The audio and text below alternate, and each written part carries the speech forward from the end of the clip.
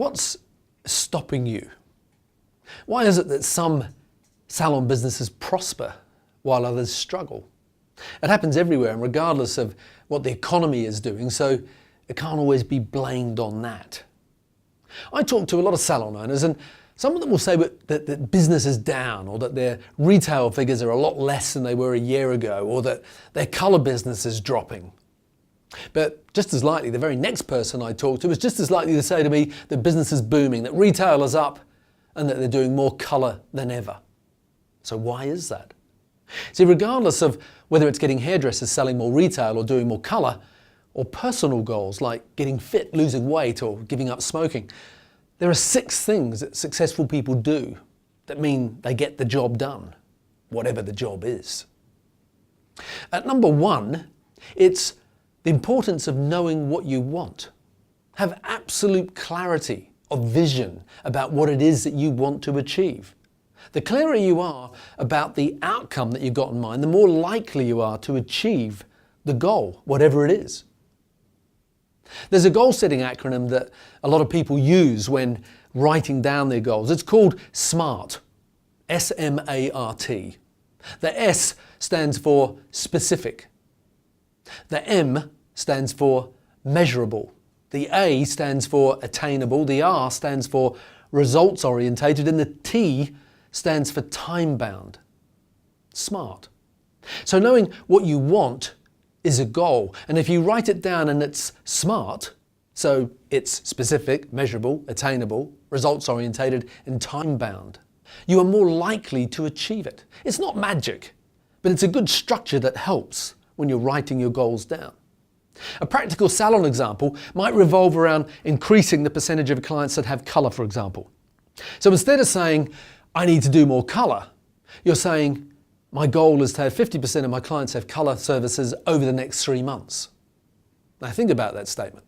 That's specific, measurable, attainable, results orientated, and time bound. So it's just a good checklist when you're committing to paper whatever your goals are. So define exactly what it is that you want to achieve, then write it down and make it SMART. At number 2, it's make a clear decision. You see, a goal isn't a preference, it's a clear decision. It's not, I'll try, I wish, I hope, I must, or I should, or I want to, or need to. It's a decision. It's a, I'm going to do this. So make a real decision to do whatever it takes, and then in the immortal words of the Nike campaign, just do it.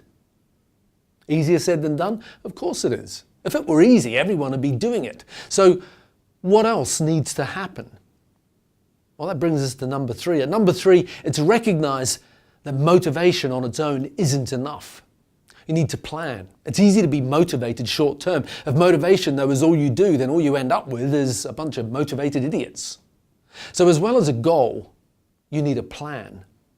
So what are the top 5 things you need to do to move towards a goal or desired outcome? Write them down, chunk them down into bite-sized pieces. What can you delegate? Who's going to do them? When will they be done by? See, this is your plan. For example, if we stick with the example of increasing your colour percentage to 50% of your clients having colour over the next 3 months. Well, what's the plan to make that happen? You might say, well, number 1 is you're going to offer every client a colour consultation. Number 2, you'll develop a Pinterest board on your iPad with a great selection of inspiring colour images that will help you do more professional consultations. Then at number 3, you might say all the people on your team will have some colour in their hair. Number 4, you'll have a colour workshop with all the team to demonstrate inspiring trends and the latest techniques. And finally, at number 5, you'll have an incentive and reward program to recognise those people who achieved their weekly target.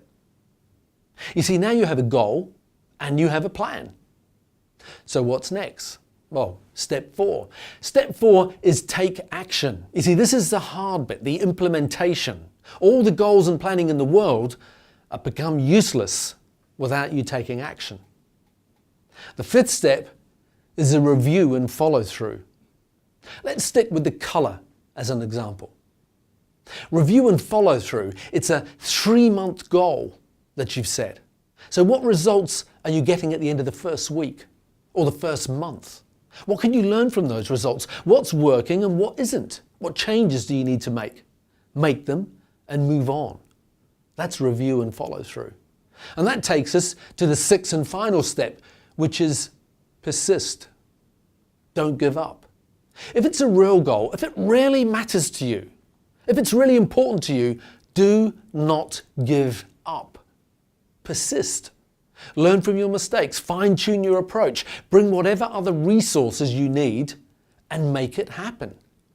You may not get it the first time or even the 10th time, but the people who succeed at whatever they're calling just don't give up.